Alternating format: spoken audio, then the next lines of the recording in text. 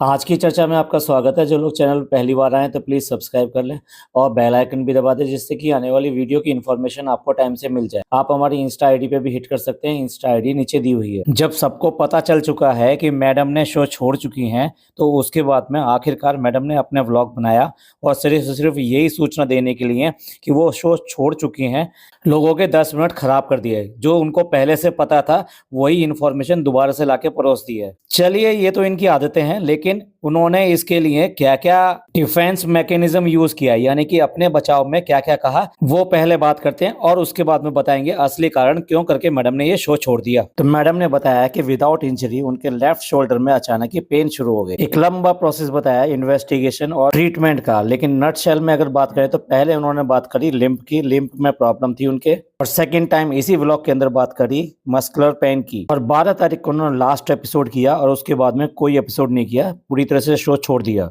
इसी चीज को इनके सब्सक्राइबर ने इनके व्लॉग के नीचे यही कमेंट किया। कमेंट आपके स्क्रीन पर। पहले डिसाइड कर लो कि लिम्फ नोड बताना है या मसल इंजरी, क्योंकि तुम्हारे हाथों के मूवमेंट से तो नहीं लग रहा है कि कोई प्रॉब्लम हो।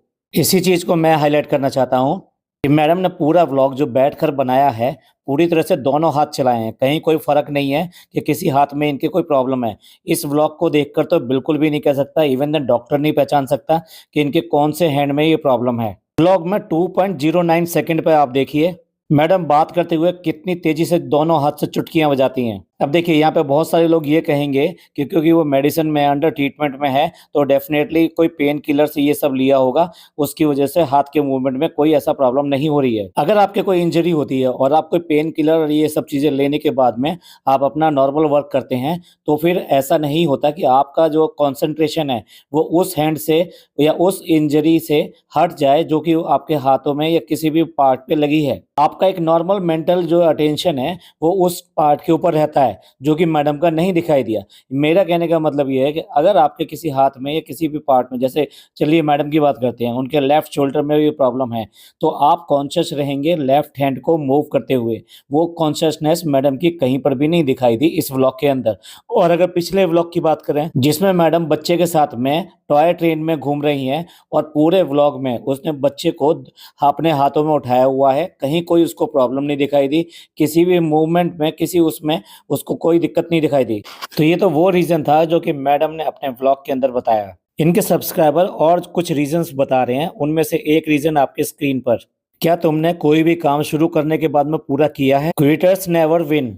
चलिए आपके पैशन के बारे में बात करते हैं। डिजाइनिंग लेस वाले आउटफिट्स, इसलिए जस्ट हाउसवाइफ बन के रहो, क्योंकि ये आप क्विट नहीं कर पाओगे। ये मैडम के क्विटर्स वाले जो एटीट्यूड है, ये उसके ऊपर उंगली उठा रहे हैं कि ये कोई भी काम है जो शुरू करती हैं वो कभी पूरा ही नहीं करती।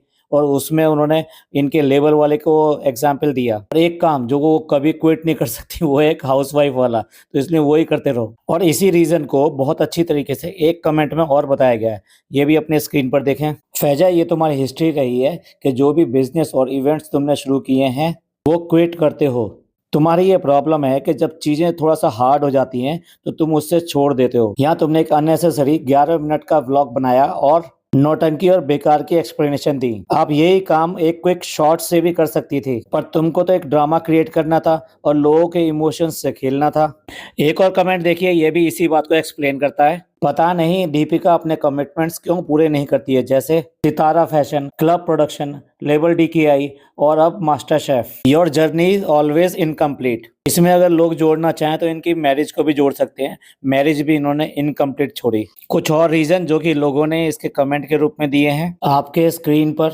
सच्चाई है कि वो शो में बॉटम में थी, इसीलिए उसने शो को छोड़ा। इसको अपनी हार देखने की आदत नहीं है। इस टाइम देखो व्लॉग बनाते हुए कितने हाथ चला रही है, पब्लिक को बेवकूफ बनाती है ये फैमिली। ये हाथ चलाने वाली बात हमने भी हाईलाइट की थी। 2.09 पे देखिए किस तरीके से इसके हाथों से चुटकी बज रही है और कितनी फुर्ती से इसने चुटकी बजाई है। एक और कमेंट आपके स्क्रीन पे, घर में रहो और बिरयानी पकाओ। ये मैडम के लिए आज का सजेशन है कि वो क्या कर सकती हैं अब इसके बाद में। लोगों ने इसके जो व्लॉग देखे हैं, जो इसको पसंद करते हैं, ये जब तब जो रेसिपीज डालती रहती है, और जो रेसिपीज होती हैं नॉर्मली तो चुराई हुई होती हैं, कविता जी की और बाकी रेसिपीज और किसी और की। बट लेकिन उसको देखने के बाद में लोगों के दिमागों में ये आशा तो जग गई, ये उम्मीद जग गई कि भाई ये कुकिंग में एक्चुअली इसका पैशन है, तो कुकिंग को तो ये जानती है, तो वहाँ पर जाकर ये और दूसरे लोगों से एडवांटेज में रहेगी और बेटर रहेगी। और इसने वही किया, वहाँ पे जाके पूरी ड्रामेबाजियाँ करी। और देखिए सेट के ऊपर आँसू निकालना, और फिर दूसरे जो औरतें आज की डेट में किचन का ही काम करती हैं और उनको किचन के काम करने के लिए ही बोला जाता है, तो उनके बारे में उनके मुद्दा उठाने के, और कि भई मैं ऐसी औरतों की आवाज़ हूँ, तो हर बार ये सब चीज़ें नहीं चलेंगी। ये कोई आपका जो है सोप डेली ड्रामा नहीं है। यहाँ तक कि लास्ट अगर एपिसोड देखेंगे, तो उन एपिसोड में भी मतलब इसकी डिश को थोड़ा-सा तारीफ़ क्या मिल गई, सीधे-सीधे आँखों से आँसू निकल आते हैं। क्या सचमुच में इसका ये हाल है कि अगर कोई डिश बना ले, तो इसको अब उस पे विश्वास नहीं होता कि भई लोग उसको पसंद कर लेंगे इस तरह से, और वो आँसू निकाल कर अपना इमोशनल ड्रामा करना शुरू कर देती है। और सच जो है वो छुपता नहीं है। लोगों ने जो है उसको पकड़ ही लिया कि जिस तरीके से ये इस शो में आगे बढ़ रही थी, तो इसका कॉन्फिडेंस जो है लूज़ होता चला जा रहा था, क्योंकि लगातार इसको कोई न कोई सेटबैक मिल रहा था। और वो सेटबैक जो है ऐसा था कि इसको लग रहा था कि भई अगर इस शो में ये अच्छा नहीं कर पाई, तो वो इसके लिए ही नेगेटिव होगा। पर असली रीज़न अभी तक भी सामने नहीं आया है, वो अभी हम बताएँगे आपको। पहले जनता जनार्दन की बात सुन लेते हैं, क्योंकि जनता जनार्दन जो कहती है ना, वो बिल्कुल सही कहती है। वो किसी के पक्ष में नहीं कहती। वो बेसिकली देखिए, अगर आपका व्लॉग अच्छा होता है, आप उसमें कुछ अच्छी बातें दिखाते हैं, तो डेफ़िनेटली उसकी तारीफ़ की जाती है और लोग उसको पसंद करते हैं। लेकिन अगर उन्हें कोई चीज़ें चुभती हैं, या आपने कोई भी इस तरह की बातें करी जो ड्रामेबाज़ी वाली बात है या फिर झूठ है, तो वो उसको हाइलाइट भी करते हैं। और अगर उनको ध्यान दिया जाए, तो डेफ़िनेटली आपके व्लॉग की क्वालिटी इम्प्रूव होती है, जो ये कभी भी करने को तैयार नहीं होती। ये अपने ईगो के आगे किसी की भी बात सुनने को तो तैयार होती ही नहीं है। एक और कमेंट आपके स्क्रीन पर, बहुत बड़ी ड्रामेबाज है, नेगेटिव पब्लिसिटी से भाग रही है। जहां बात हुई कि इसने अपनी बेटी अबैंडन कर दी है, वहीं से इसने ड्रामा करना शुरू कर दिया। वरना तो अभी तक दोनों को हस्बैंड और वाइफ पूरी तरह से इसको प्रमोट कर रहे थे। दूसरों को ज्ञान देते हैं पर अपनी हरकत नोटिस नहीं करते हैं। एक्स्ट्रा मैरिटल अफेयर और अपनी ही बेटी को छोड़ देना सिर्फ रो के सिंपैथी लेना है, हिपोक्रेट कहीं की। चलिए, अब जब बेटी की बात चली ही है, तो कई सारे कमेंट इससे रिलेटेड और नेहा से रिलेटेड भी आए हैं। स्मॉल कमेंट आपके स्क्रीन पर, where is your first child, कितना ज्ञान देती हो फैजा। अगले कमेंट में चैलेंज दिया गया है इसके लिए, प्लीज नेहा के साथ में एक पॉडकास्ट करो, हम व्यूवर्स और सब्सक्राइबर इसको डिजर्व करते हैं। अगले कमेंट में नेहा को पूरी तरह सपोर्ट करते हुए इससे सवाल किए गए हैं, नेहा मैम को ब्लैकमेल किया आपने, क्यों? पहले खुद ही सवाल उठाया गया जनाब के व्लॉग में। वैसे भी जनाब के पास कुछ नहीं था व्लॉग में बताने के लिए, तो यही बात उठा ली। और अब जब सच सामने आया, जो सच है भी, तो नेहा से वीडियो ही डिलीट करा दी। क्या ही बात है आपकी। कुछ कमेंट्स मैडम के कर्मा को ही दोष दे रहे हैं। एस समीरा, जो कि इसकी एम्प्लॉय रही थी, और उसने इसको आरोप लगाया कि इसने बिल्कुल भी उसको काम नहीं करने दिया और उसके ऊपर इसी को बाहर निकाल दिया कि वो काम नहीं करती है। उसने कमेंट किया है, इसे कहते हैं कर्मा, आपने जो मेरे साथ किया है शायद वो सही नहीं था। एनीवे, जो भी हो, गेट वेल सून। मतलब कि वो लड़की जिसको इसने बहुत बुरी तरह से परेशान किया, मेंटली टॉर्चर किया, वो भी इसको दुआ दे रही है कि गेट वेल सून। एक और कमेंट जो कि दोबारा से ये बताता है कि इनके कर्मों का ही असर है। दीपिका, कर्मा हिट बैक, चाहे कुछ भी कह लो, इंजरी या पेन एटसेट्रा, मगर आप खुद सोच लो, जो आपको सबसे सबसे ज्यादा पसंद है, जिसके लिए आपने यूट्यूब फैमिली बनाई और जिसकी वजह से ऊपर वाले ने आपको यहाँ आने का मौका दिया, और ऊपर वाले ने आपसे वो छीन लिया, चाहे अल्लाह ताला कहो, चाहे जीसस क्राइस्ट कहो, चाहे भगवान जी कहो, एक ही बात है, कर्म अगर बुरा रहेगा तो फल भोगना ही पड़ेगा। हम क्या, पूरी दुनिया को ही लगेगा कि आप जीतोगे ही, क्योंकि आपके जो कुकिंग स्किल है हम सब लोगों ने देखी थे, मगर वही टैलेंट आज आपको हॉस्पिटल में ले गया। बस अपनी हर गलती अल्लाह ताला के पास जाके अपनी माफी मांग लो, देखो आप फिर से टीवी की स्टार बनोगी, कोई अच्छा प्रोजेक्ट आपको जरूर मिलेगा। ऊपर वाला जब लाठी चलाता है ना, तो कोई नहीं बचता है। अब आप समझ लीजिए, ये जो कमेंट है ये किसी हेटर्स का नहीं है, किसी जेलस करने वाले का नहीं है, इनके ही अपने सब्सक्राइबर का है, जो इनके लिए काफी चिंता करते हैं और उसके बाद में इनको सजेस्ट कर रहे हैं कि भैया ये सब ड्रामेबाजियां छोड़ो, जो गलती हुई है उनको मान लो और अल्लाह ताला से माफी मांगोगे तो डेफिनेटली कुछ अच्छा होगा और आपको जो आने वाले टाइम में कुछ अच्छा फ्यूचर में प्रोजेक्ट मिलेंगे। भाई इस तरह की सोच कोई हेटर या कोई सब्सक्राइबर ऐसा जो कि इनसे जेलस करता हो वो तो नहीं कर सकता। तो आप समझ लीजिए आपके ही सब्सक्राइबर आपको सलाह भी दे रहे हैं और आपको बता भी रहे हैं आप कहाँ गलती कर रहे हो। एक और कमेंट जो कि कर्मा को हाईलाइट करता है, इसे कर्मा कहते हैं। जिस तरह से आपने अपने एम्प्लॉय के साथ किया जो कि लेबर DKI के लिए अपॉइंट किया था और आपने उसके साथ बहुत बुरा व्यवहार किया तो कर्मा तो वापस आएगा ही। अब एक और रीजन शो छोड़ने का थोड़ा सा हटके कमेंट देखिए अपनी स्क्रीन पर। चल झूठी, बहाना है, रमजान आ रहे हैं और मास्टर शेफ में पूजा और व्रत का भी एपिसोड आने वाला है। अभी महाशिवरात्रि का भी एपिसोड आने वाला है तो तुम कैसे करती? तुम मुसलमान हो गई हो तो कैसे करती? बहाना आ गया तुम्हारे पास। अब देखिए इन्होंने जो एंगल लिया वो थोड़ा सा गलत एंगल ले लिया कि भाई ये मतलब जो धर्म को बीच में ले आए कि कौन सा धर्म का क्या करना चाहिए क्या नहीं करना चाहिए। ये तो अब सरेआम जितनी भी पब्लिक अपेयरेंस में जाती है तो हर समय क्या बोलती है, हमेशा अल्हम्दुलिल्लाह माशाअल्लाह यही शब्द बोलती है। तो उसमें तो ऐसा कोई बात नहीं है, लेकिन ये जो पहली बात थी वो अपने आप में बहुत बड़ा रीज़न है क्योंकि रमज़ान आने वाले हैं और जनाब कुछ भी कर नहीं रहे हैं। यहाँ तक कि वो शुभरात पे भी कुछ नहीं कर सके और व्लॉग भी नहीं बना रहे हैं और रमज़ान इनके लिए एक स्पेशल महीना है। ना, ना, ना आप ये ना सोचें कि ये मैं इबादत की बात कर रहा हूँ। इबादत के मामले में तो ये पीछे रह जाते हैं, लेकिन इनके लिए कमाई का बहुत बड़ा महीना है। मतलब दिन के अंदर मतलब अगर 2-2 व्लॉग निकलें एक ही घर से तो फिर आप समझ लीजिए कि कितनी आमदनी होगी। मतलब एक ही व्लॉग को, एक ही इवेंट को 3-3 लोग कवर करते हैं और अपने व्लॉग में दिखाते रहते हैं और कोई दूसरे एंगल से दिखाता है, कोई दूसरे एंगल से दिखाता है, बात वही होती है। तो लगातार इनके व्लॉग आते रहते हैं और उसमें दिखाते कुछ नहीं है, सिर्फ़ अफ्तारी दिखाएँगे और सिर्फ़ जो है सुबह का जो सहरी होती है, कभी-कभी वो सहरी भी आपको देखने को मिलेगी और किचन में बनने वाले पकवान जो भी है, तेल तेल और तेल, यही सब दिखाई देगा आपको। 2-4 शॉट आपको नमाज़ के मिल जाएँगे, इसके अलावा ये कभी नहीं बताएँगे कि कितना कुरान इन्होंने कर लिया, कितना कुरान पढ़ते हैं ये और कितनी ये इबादत करते हैं और साथ-साथ हाँ, तरावी का तो कभी नाम भी नहीं लेते, बस इनका यही रहता है खाना और अफ्तारी करना, खाना, अफ्तारी करना, खाना बनाना, अफ्तारी करना। ये इनके लिए एक र ज़रिया रहता है रमज़ान का। ज़्यादा से ज़्यादा और क्या करते हैं शॉपिंग के लिए चले जाते हैं, भैया सूट खरीदना, ये सब करना, ये इनके रमज़ान का महीना रहता है। घर की डेकोरेशन दिखा देंगे कि हमने ये ला के जो 2-4 चीज़ें और घर में रमज़ान के लिए लगा लिया। ये तो होती है इनकी इबादत और इसके अलावा इनके लिए सिर्फ़ और सिर्फ़ ये ना कमाई का महीना है। इसलिए वहाँ से मास्टर शेफ़ छोड़ के मैडम आई हैं क्योंकि यहाँ पर दोनों लोग मिलके व्लॉग बनाएँगे और व्लॉग में अगर मैडम नहीं होंगी यानी मैडम घर पे नहीं होंगी तो जनाब भी कुछ करने वाले नहीं हैं। अब देखिए दुपट्टा भी सर से नीचे आ चुका है क्योंकि मास्टर शेफ़ में कोई दुपट्टा नहीं दिखाई दिया।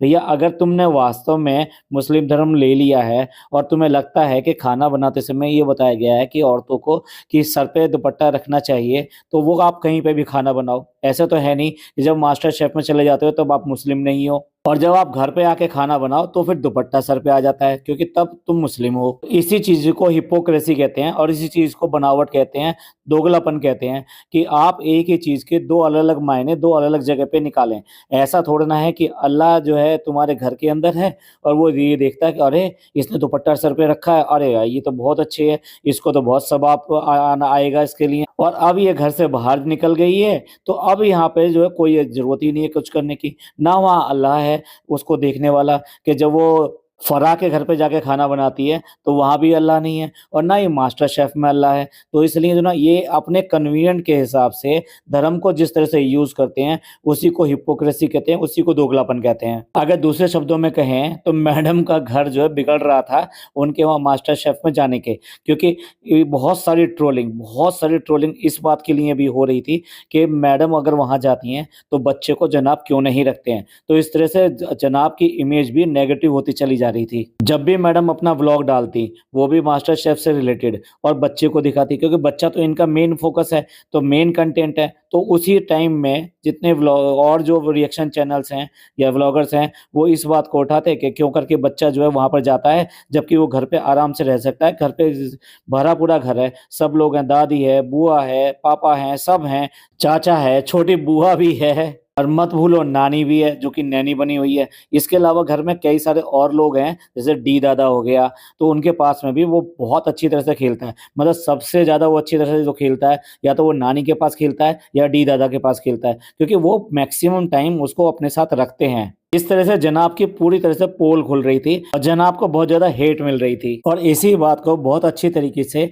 एक इनके सब्सक्राइबर ने पिछला जो व्लॉग डाला था जिसमें इन्होंने बताया था कि बच्चा ये क्यों नहीं रखते हैं, बहुत अच्छा कमेंट किया है। आप देखिए अपनी स्क्रीन पर, दिस इज रॉन्ग कि बच्चा माँ के पास ही रहना चाहता है, उसको जैसा रखोगे वो ही उसकी आदत बन जाती है। आपने स्टार्टिंग से ही मैडम के पास रखा तो वो आपके पास नहीं रहेगा, यानी शोएब के पास नहीं रहेगा। आपको दोनों को इक्वल रिस्पॉन्सिबिलिटी पहले से ही रखनी चाहिए थी इस तरह के इश्यूज को अवॉइड करने के लिए। डोंट टेक इट गारंटेड कि बच्चा माँ के पास ही रहना चाहता है। आप एफर्ट लोगे तो आपके पास ही रहेगा। You are a father of child, you share equal responsibility, not third person in the family. ये जो इन्होंने कारण बताया लोगों ने बिल्कुल भी एक्सेप्ट नहीं किया कि बच्चा सिर्फ और सिर्फ माँ के पास रहेगा। तो इस तरह से जनाब को बहुत ज्यादा हेट मिल रही थी इसी रीजन की वजह से। तो अब ये सारे रीजन थे जिसकी वजह से मैडम ने स्मार्टली मूव किया कि वो हेल्थ इश्यूज दिखाएंगे और हेल्थ इशू के चलते हुए वो वहां से बाहर आ जाएंगे।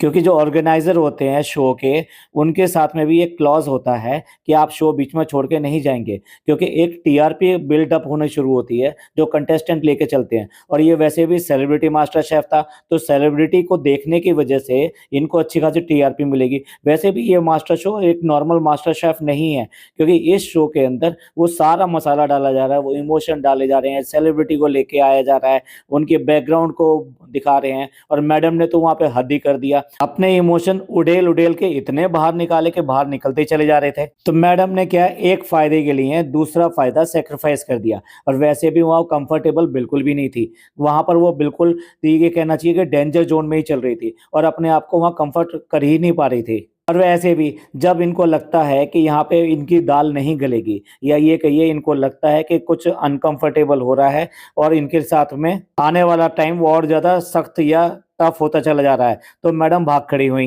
ना केवल यहाँ पे एक एस्केप रूट ढूंढा गया, सेफ एस्केप रूट ढूंढा गया, और साथ साथ अगला वाला फायदे को भी पक्का किया गया कि रमजान में जिस तरह से कमाई की जा सकती है वो किसी भी तरीके से कम नहीं होनी चाहिए। और फिर दूसरा, जिस टारगेट ऑडियंस के लिए ये इतने सारे व्लॉग्स और ये सब चीजें बनाते हैं वो भी इनसे बिल्कुल छिटक के अलग चला जाएगा। क्योंकि जब रमजान पे इनके एपिसोड्स ज्यादा नहीं आएंगे तो डेफिनेटली वो एपिसोड कहीं और चले जाएंगे, लोगों को तो देखना है, तो इनकी व्यूअरशिप अपने आप ही नीचे डाउन आ जाएगी जो ऑलरेडी चल रही थी। तो यही रीजन है इनका शो से बाहर आने का। जहां तक बात है हेल्थ इशू के ऊपर शो छोड़ने की, जनाब दिखलाजा के अंदर विवेक दहिया कितनी बड़ी प्रॉब्लम के साथ में, हेल्थ इशू के साथ में गुजर रहे थे, लेकिन उसके बाद में भी उसने अपना डांस नहीं छोड़ा था। ऐसा ही उर्वशी के साथ में हुआ, उर्वशी ने भी अपना डांस पूरा किया जबकि उसके साथ में भी बहुत बड़ा हेल्थ इशू था। ये दोनों के दोनों वहां से स्टेज छोड़ के नहीं गए, प्रोग्राम छोड़ के नहीं गए। कि छोटे मोटे हेल्थ इश्यूज के लिए आपको लड़ा जाता है और आप उसके ऊपर काबू पाके अपना शो जारी रखते हैं,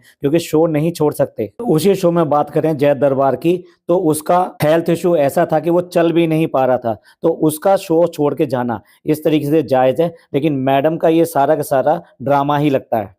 आप सबको क्या लगता है कि मैडम शो से क्यों करके बाहर आई, और जो हेल्थ एंगल इन्होंने दिखाया है उस हेल्थ एंगल से आप कितने सेटिस्फाइड हैं, या आप समझते हैं कि ये सब सिर्फ और सिर्फ एस्केप रूट ढूंढा गया है? और जनाब वाला एंगल जो है कितना इसमें आपको सही लगता है, और कितना ये सही लगता है कि वहां पे टफ होने की वजह से मैडम का वहां मन उखड़ गया था और वहां से वो भाग खड़ी हुई?